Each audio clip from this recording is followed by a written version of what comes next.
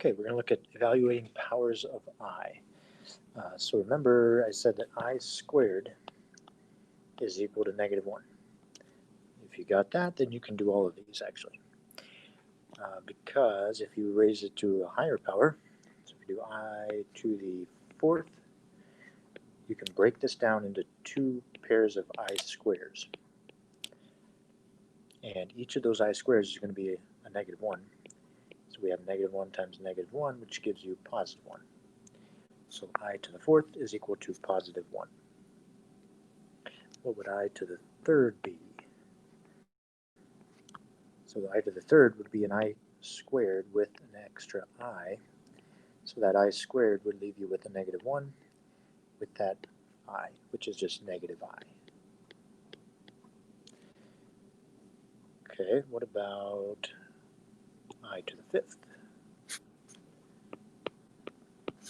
So I to the 5th, how many I squares would there be? So there'd be 2 I squares, and that would get you to I to the 4th, and then there would be a leftover I. So each of those I squares is going to be a negative 1, and then we have that leftover I. So we have negative 1 times negative 1 is positive 1, positive 1 times I is positive I. So I to the 5th is I to the 4th is 1, I to the 3rd is negative I, and I to the 2nd is negative 1.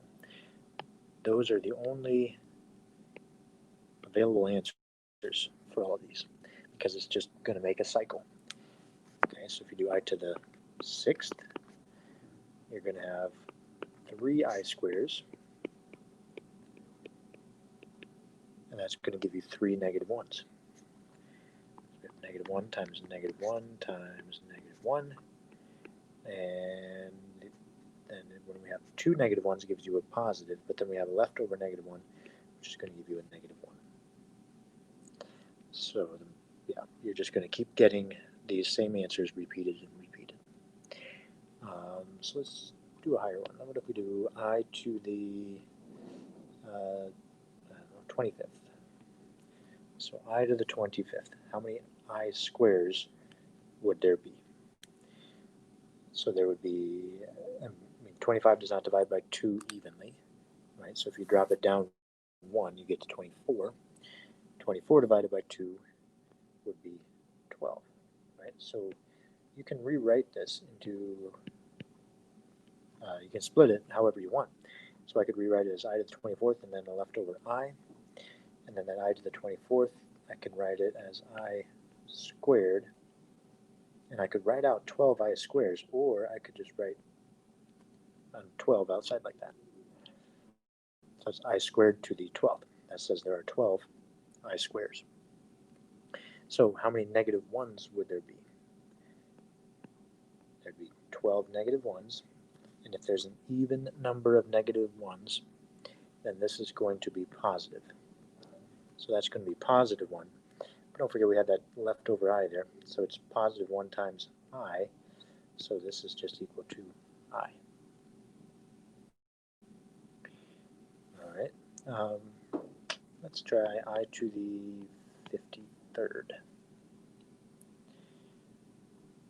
So if I split this into, if I take out an I to get it to an even, so it's I to the 52nd times I, then I have this 52 I can divide by 2 and I get 26. So this is I squared 26 times.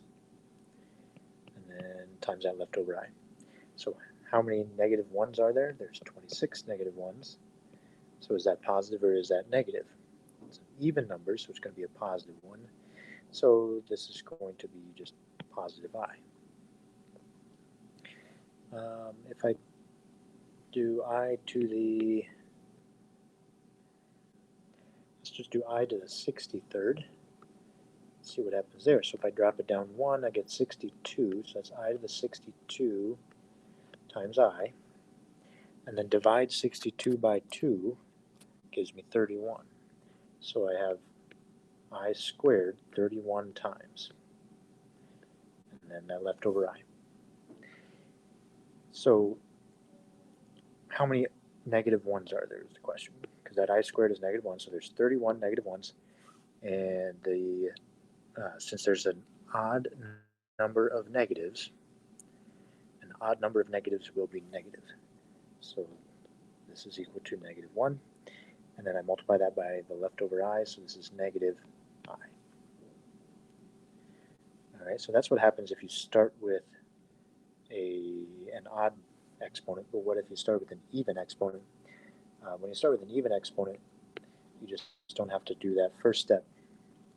So if I just start with I to the 56, it's already even, so I don't need to split it up like I did here. I don't need to make it even.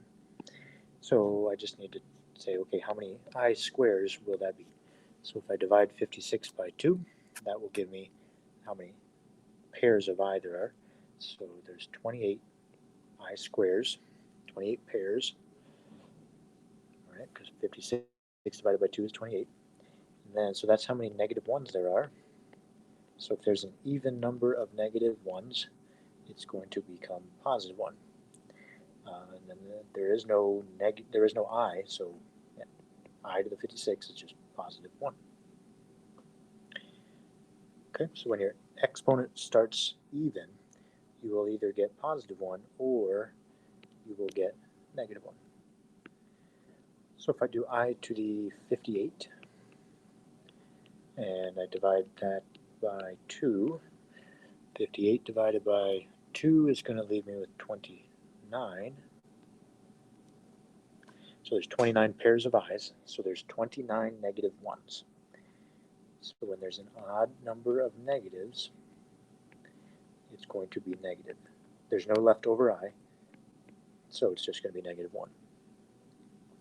So whenever you start with an even exponent, such as these, your answer is going to be either negative 1 or positive 1.